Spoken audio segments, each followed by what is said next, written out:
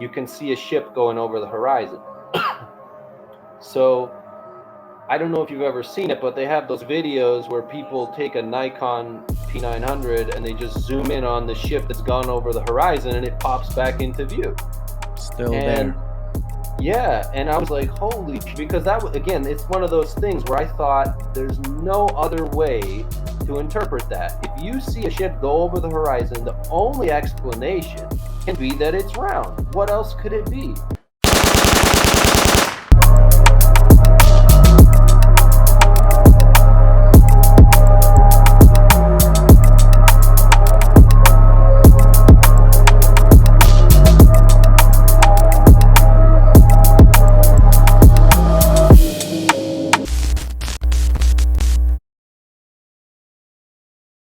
First time we spoke, I think it was in 2017. You were very set on the shape of our world. Are you still on the same note? Do you still believe that we are on a flat surface? I think that. I mean, I just think that's from what I've seen, the evidence I've seen. I think that's my way. That's what I think. Yeah, that's the best. That's what the evidence leads me to believe. And in the past years, nothing challenged that idea for you? I mean, like a couple of things, I guess. Uh, like people have like because so for instance, the first thing that I really challenged was the idea of geocentricity. So for Hmm. me, that was like before the shape. It was the issue of is the sun going around the earth or is the earth going around the sun? And then there was different there was different ideas out there because when I was looking into flat earth, it was before the big explosion, like before it went viral, I guess. And so like I wasn't completely settled. I'm still not completely settled on like it's flat, but there's just certain things that like I said before, sometimes you think you're sure about something, but then someone shows you from a different way of looking at it. But from my point of view, I'm looking at, for instance, the sea, right? You look at the sea, water always finds its level. The sea is a flat line. You can look from, one coast, like you can look in one end of the sea to another, 180 degrees. That's probably, I don't know, a few hundred kilometers or something. And you can put a ruler on it, right? Hmm. And there's no curvature, right? I don't think so. No, I don't. I mean, you know what used to get me? The reason, like, I'll put it this way. Um, the reason I no longer am convinced it's a sphere is because the main thing that hooked me on that when I was a child was this idea that you can see a ship going over the horizon. So I don't know if you've ever seen it, but they have those videos where people take a Nikon P900 and they just zoom in on the ship that's gone over the horizon and it pops Mhm. back into view. Still And there.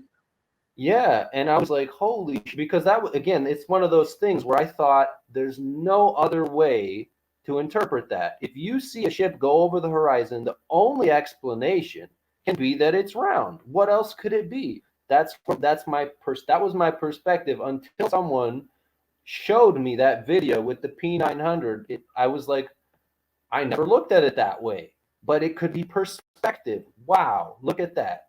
And that blew Mhm. the whole thing open for me. And then I was like, okay, I have to look at what evidence do people have here, you know? And I think when I look at the sum of the evidence, especially the water thing, that's what really gets me now. You know, that really gets me, the water thing. Like how is that not flat?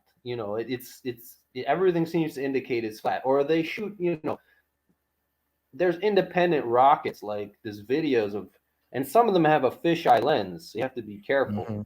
And then Mhm. it curves it artificially. But the ones without the fisheye lens, they shoot the rocket up independently, there's like probably dozens of these videos. They go really high. They spend tons of money on these, and they're filming the whole way up, and you're not seeing a ball form in any way. Yeah, man. I think now that I think about it, you were like one of the first pioneers of flat Earth in our day and age. Um, it's really interesting. So, do you still refer to the scriptures to describe the realm, or the world that we are living in? In what sense? I Like, don't get it. as far as the shape, as far as are we trapped uh here, as far as like people not traveling to all these different planets and things like that, like.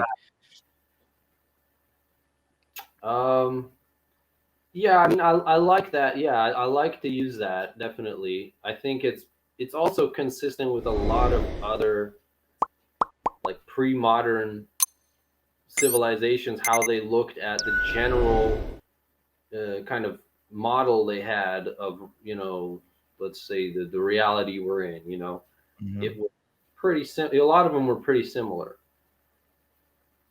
Yeah, I remember you showing us the model back in the day. Have you heard of this concept of possibly continents and land existing outside of the Antarctica barriers that we are kind of living in our world? Have you heard of that concept? Yeah. What do you think about that? um well, what comes to mind for me, I don't have a cohesive opinion on that, but just what comes to mind for me is like the Book of Enoch. If that's something you're interested in, if you read that, it talks about how Enoch was taken, kind of over the earth to different regions of the earth, Mhm, and I always liked that. For me, the Book of Enoch is a really like mysterious book. I keep finding things in there. um, and I think it was written in some really old language, and it's been retranslated and edited like a million times, and it's hard to understand the way it's written sometimes. But I think there's something to, and there's another thing I'll tell you in a moment. But I think there's something to that might explain, that might talk about what was in Antarctica back then. If you if you kind of if you trace his route and stuff like that, you might get some answers on that. I haven't done it. It's a little bit above my head, but I have done that with the calendar, like the natural calendar, the time calendar, which is in the stars and the moon and the sun, and that's in the Book of Enoch. So I think also the map of the physical Earth is possibly in there. And another thing I found kind of controversial. I don't know what you'll make of it, but there's this guy. He's a YouTuber. I forget what his name, his handle is. I think it's like Sturgio Studio or something.